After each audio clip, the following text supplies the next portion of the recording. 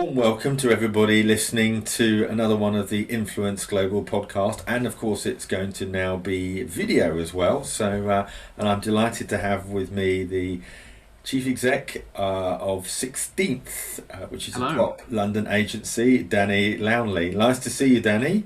Good to see you. How are you doing? Yeah. You're in sunny Brighton as we record this. Is it Yeah, not sunny? so sunny right now, actually. Not so sunny.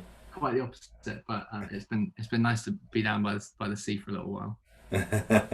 So tell us before we get onto the main subject, which is largely about monetization and commercialization of creators. I'm very keen to find out a little bit more about the 16th. So tell us a little bit about what you do and the business. Great. Yeah. Well, I mean, we've been managing talent for around 4 years now in the digital space. And really, I suppose the way I see it, or the way I can best describe it, is that Sixteenth in the perfect position to help creators commercialize what they're doing. So we handle the business side of what creators are doing, which is and we kind of found our footing in talent management. But as we grow into a more kind of embedded company into the kind of creator economy, we're finding new and innovative ways to commercialize the creators in a sustainable and an effective way. So that ranges from brand partnerships or from traditional deals, like publishing, like what we see a lot of, but also into kind of more, I suppose, more modern ways of monetizing people, whether that's kind of creating offerings, direct to consumer offerings, whether that's in products or in memberships, or a whole host of different ways. We're always exploring the most kind of effective and sustainable ways to be commercializing the creators that we partner with. Super. So tell me about some of those in a little bit more detail. Then, what? Given that we've been had quite a challenging year, what have you found has worked particularly well for creators? Because in the early part of 2020, a lot of creators had a pretty tough time with brand partnerships because a lot of the advertising budgets were slashed. What have you found has been particularly effective? Um, I think I think kind of going back to the fundamentals of what these creators really are, which is a source of kind of comfort and of value to their audience. Um, so I think going back to the drawing board, or to the core fundamentals of what these guys have been doing. And so for some people that will have materialized as doing, let's say, more at home workout videos or something like that. And lots of people in the fitness space started doing things like that, started doing workout tutorials, and then have drifted from that. So I think a lot of our guys have found value in coming back to what they started doing, coming back to the fundamental point of this, which is how can I recognize an audience need amongst my community, and then how can I deliver something, usually content, but how can I deliver some content to address that need, and to provide support. And I think so. Needs have been different across kind of subgroups on social, and like fitness is a good example where people have needed workouts or advice, but then also comfort and some company has been something that everyone's more universally needed over the last 12 months or so. And so I think the common thread has been just to go back to being some kind of digital friend, which is, I think, why a lot of these guys have seen success in the first place. So yeah, to me, I think it's not been anything crazy, not been anything new. It's been about going back to the fundamental purpose. Yeah, and I mean, when it comes to publishing, what sort of publishing deals have you been involved with? Well, I mean, there's a traditional publishing deals, like book deals that we've done. Um, Really, I'm much more interested in what does that mean in the next 5 or 10 years. What do we mean when we talk about a publishing deal with a digital talent? Honestly, I'm not entirely sure what that answer is yet, and that's one of our kind of things to be looking into. Yeah, up to now we've been doing the traditional things like book deals, which can be interesting, and other times um, I think there's more kind of sorry for the pause, sorry to your editor. I think there are more sophisticated or technologically advanced ways of doing publishing deals in the future. Honestly, I'm not entirely sure what that looks like though, and that's something for us to explore. Yeah.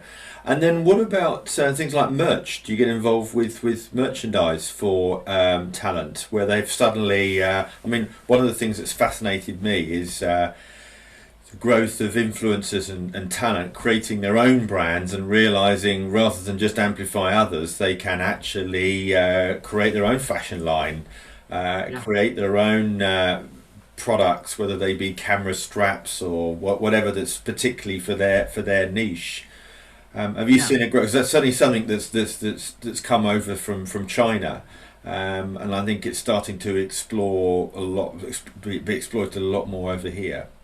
Yeah, it's interesting to see it play out, especially over the last year or so, because there are lots of different ways of seeing it. There are lots of different angles, and even within your question, I think there are two or maybe three kind of categories. So it's interesting to see this new angle play out and formalize. Take form, and see how different people are approaching it.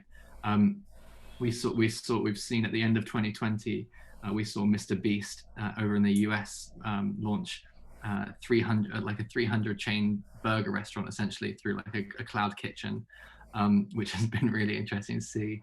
And we've seen a bunch of things like that, which I think is really clever. Um, Back to your publishing question before, which is I think in one respect a way of actually thinking about publishing.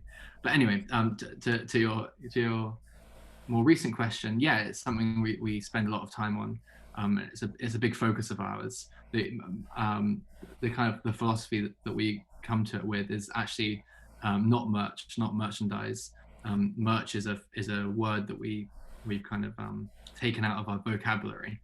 And the reason being is there's nothing wrong with that. It's a tried and true solid approach to business for kind of I suppose traditionally entertainment brands like Led Zeppelin or whatever it might be have benefited a lot from that.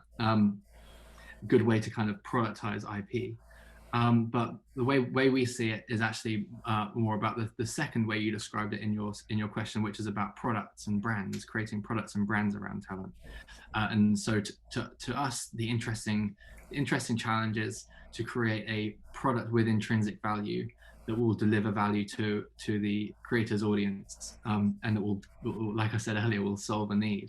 Because if it's not doing that, it's not something that we're interested in. And that's not, like I said, that's not to say that there's anything wrong with doing that. It can be good business. But for us, it's about thinking on a longer term scale and building something bigger than the talent. So to me, merchandise is generally speaking limited by the size of the personality or whoever it might be on the back of. I mentioned Led Zeppelin earlier. Led Zeppelin and Iron Maiden are probably examples where actually the merchandise has transcended the original fan base, but in most cases that's not the case. So what we're trying to do is just to create brands that can outgrow the talent, and that's not just can, but are kind of designed to do just that. So yeah, it's something that we've been spending a lot of time on over the last 24 months or so, and I see it as being a big part of our business going forward. Yeah. So if brands want to work with talent agencies like yours, and they want to find a way to connect and work successfully, what are the things that they need to be mindful of? Is there a lack of awareness or education sometimes of what talent can do and what they won't do? Yeah, I think it's an interesting challenge, that, because in one breath, I think it's kind of our job to make up for that gap, because if a brand comes along and they want to work on a project, we should be, I think it's part of our job to help and guide through that process. So I wouldn't necessarily say that there are things that brands do wrong. or in their approach, or that they're kind of, I suppose they're probably our best practices, but I don't think that's necessarily the question. I think something that I would, maybe the way I'd frame it would be, how can brands change their approach to it in a way that they're not going to be surprised, or that they know what to expect, I suppose. And I suppose you could put it in a way of how can a brand position themselves for success in some kind of collaborative work. And I think it might sound cliched now, but I do think to come with an open mind creatively is really important. And yeah, I don't like to use a cliche, but I do think it's important. And the reason being is I still see collaborations that are they just don't get it. And I think, I mean, I'm not involved in these, but from the outside, what it looks like is that the brand has had an agenda, and they've had a rule book, and they've had a kind of a corporate messaging agenda that they've gone by, and they've and maybe a talent or an agency or something has been kind of blinded by fees that are involved, and they're like, oh yeah, we can make this happen, because you can make it happen, and there's nothing wrong with it, but it's just not influencer marketing. So I mean, for example, I was watching a video at the weekend of some creators endorsing a shoe, and it was I'm a personal fan of these creators. These some guys in the US, and I'm familiar with their videos and their style. But when the brand was involved, the whole flow of the video, the whole format was different. It didn't feel like I was watching a video that I might have done otherwise. And so I think people can see around it and see through it, and it's not the end of the world. But it's not influencer marketing. It's just pre-roll. I was going to say product placement and brand dumping, as opposed to authentic storytelling, because I think that's where it should be going at its best, shouldn't it? Influencer marketing, when you really get an individual that's passionate, enthusiastic, yes, and it feels congruent to their audience. Absolutely, yeah. The endorsement, I think, really has to go beyond the transaction. For it to really be effective. Like, you can see results without that, but to really touch on what influencer marketing is when it's done best, I think like, as you say, it needs to be fully congruent. Yeah. So talk about other commercial items, commercialization of talent. What other things can you help a talent? So let's just talk about it now from a talent point of view. How does a talent approach you, or you approach a talent? How does that work? Yeah, I mean, there are a few ways. Excuse the doorbell in the background. I'm still in home office mode here. There's a few ways I think it happens. If I think about when it happens best, it would probably be through recommendation. So the creator space is obviously a community, and creators need to have that community. Otherwise, they are just a kind of a bunch of disconnected freelancers. So that sense of community is really important to recognize. And our approach has always been to focus on doing good work for our creator partners or talent partners, so that when it comes to us thinking about signing new talent, it's just kind of a half a conversation away, rather than something that we necessarily have to be really focused on, kind of trying to capture new talent or anything like that. So I think the best way it happens is probably quite organically through the recommendation, whether it's through one of the brands we work with. They might be friendly with a creator who's looking for management, or one of our creators is friendly with a creator who's looking for management, or something like that. That's probably how it happens the best. It's not the only way it happens. Sometimes we do spot someone where we just need to work with them because we're so convinced that we would be good partners mutually. And other times talent do reach out to us. It's always something that's worth doing, but I would say that it's much less likely to really result in a relationship.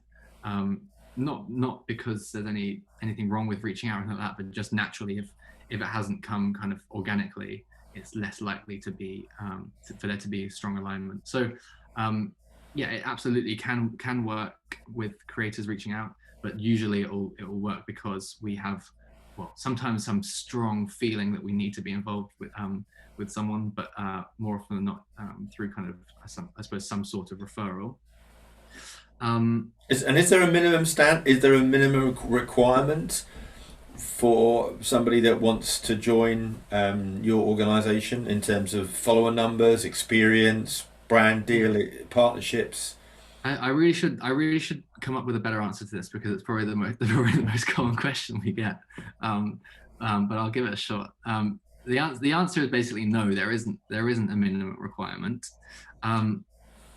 There is some intangible that we go by, which again is probably why my answer is so bad, because it means I find it difficult to communicate what that means. But it is a combination of does this person have commercial opportunity in front of them, whether that's this month or today. Are they in a position to be kind of commercially viable, commercially interesting, or can we see a path for that? We're very interested in both sides, because of course it's great to be able to start getting to work straight away and helping someone make money straight away, but also it's frankly rewarding and also interesting from a business perspective to work with people who we see a real path for. But that path needs to be clear. We need to be confident that by following our framework, this person will see results. Otherwise, we just don't want to be in that relationship. And it's not that's nothing against creators who might not kind of fulfill whatever that means from criteria perspective, but it's more that we want to be positioned so that our creators that we work with really value us. And so if we're not confident, like that, it's not like we're made for every creator. There's most creators we're not going to be suitable for, but the ones who we believe we are, we should be like the most valuable for. So does that make sense as an answer? Yeah, I mean, kind of vague. what I'm trying to get an idea is what can a creator benefit by working with a management company? Because let's be honest, there are great and there are bad management companies out there right the way across the land, aren't there? Whether it's in the influencer space, acting space, or whatever. And I guess, if you're a creator, you want to know that by working with a management company, you're likely to get more business and more work. How do they know that's going to happen? And if so, how much more work might they get? Yeah. Oof. I suppose to some extent it's a how long is a piece of string question, because there, like you say, there is no constant in that industry. I would say, okay, so broadly speaking, if this is if this is there to help creators, I would say if you're questioning whether or not you need some kind of management or some kind of commercial partner, certainly explore it and have as many conversations as you possibly can, because to your question, a big factor is the personal connection you feel with these people, and that's of course not something that's built over one or two meetings. Ideally, it's something you build over time. So if you're feeling like you want to get signed by someone this month or anything like that, I would try and take a step back and change your approach, because I don't think that's something that should be rushed. But how much can a management help you? I'm not sure. And I think I suppose the way I think about Sixteenth is not so much as a management company, because I think that's like you said in the acting world, it's something actually very different to the work we do. I think of us as a commercial partner. So in terms of what value does Sixteenth offer to a creative partner or a talent partner, it's kind of being the business brain or the business operation for you. You as the creator are the front facing CEO of your brand, and we're kind of the back end business operations, the sales, the marketing, the positioning of your brand, and it's our job to do those things in a way that you're building a big business over time. So I think there are probably companies, if you just want to make as much money in 2021 as you can, there are probably companies who will better serve you, management companies, talent agencies, things like that. Whereas if you're looking to kind of commercialize what you're doing in a sustainable and effective way, i.e. you want to build a business around your brand for the long term, then that's what I would I would like to think that we're pretty good at. Yeah, no, it's interesting. And what sort of offshoots that have come out of some of the conversations? I mean, if you've got a case study, I'd love to hear perhaps one in particular where you started on a project and it's really ballooned, whether it's a global competition or whether it's a new brand that's come as a result of your conversations. Have you got anything very specific that you could share? Um, yeah, I suppose there's a couple. One would be like a which would show what I think a good broad approach to this is, or to show this, or show what I just said in action, I guess. We've worked with Gabrielle Say for a long time. I've known him for a long time, and we had for those that don't know, Gabriel is a YouTuber. He does a lot about his family and his family life as a family guy. He's had 2 sons in the time that he's been on YouTube. He's been married in the time he's been on YouTube. He likes to also talk about his own business as a creative, and the various ventures that he's done along the way. And he likes to talk about kind of self-improvement, I suppose, whether that's from a physical perspective or a mental perspective. But once upon a time, Gabriel was just very much a kind of bodybuilder on YouTube. And he did very well growing a channel as a bodybuilder, as this big, maybe from the outside scary looking, but really just deeply lovely guy. But what was important to recognize was that brands, which was the way he wanted to monetize most of the time, weren't able to see through that kind of bodybuilder facade, because brands will be very quick to judge a creator, which is fair. They only have so much time to assess you. So the move there, which really kind of helped propel his commercial career, was not necessarily about growing his platform. It was more about repositioning him as a brand. So we worked very hard to reposition him as a dad, as a dad in the fitness space, so that rather than being one of many fitness creators on YouTube, we created a category around him of being like a fitness dad. And he was really the first mover in that space. And so with maybe 3 months positioning work in producing kind of much more directed content at being this dad, and through pitching him to brands in a certain light, after about 3 months, I would say, we were able to really completely I suppose remove the stigma of his original personal brand, and his new personal brand as Gabriel the dad emerged, and that's carried him for the last 3 years or so commercially, and it's been extremely successful for him in terms of working with the best brands in the world and some of his dream brands. So that's what I would say from a kind of repositioning, like us doing our kind of marketing work on the business operations. And then we spoke about the products earlier, and I think it's probably good to talk about Jack Edwards and what he's done with Ink Outside the Box, which is his stationery brand. Jack has kind of positioned himself strongly as a leading voice in like the kind of student culture, I guess, in the UK here. So his content is very much, it kind of, I hope he doesn't mind me saying this, it kind of reminds me of watching The In-Betweeners or something. It's very different to that, and that reference really might not make sense to other people, but in the way that the In-Betweeners captured the zeitgeist of UK like sixth form culture, or I think Jack has really captured UK student culture for a certain population, not all students obviously, but those who are highly engaged with their studies, but also a normal uni kid. I think he was able to capture that really effectively. And so we've done plenty of really aligned brand partnerships. We've done a really good book deal with HarperCollins for the universe, where it was kind of like his guide to becoming a student. But then in a more kind of, I'd like to say a 16th way, I suppose, we spoke to him about producing his own brand in the stationery space, because it was a category that he had built so much permission in. And so we launched that a little while ago. Gosh, I'm not sure how long ago now, a couple of years, or 18 months or so. And it's been really, really successful. So he'll produce products like annual planners. He's working on some new products as well now for 2021.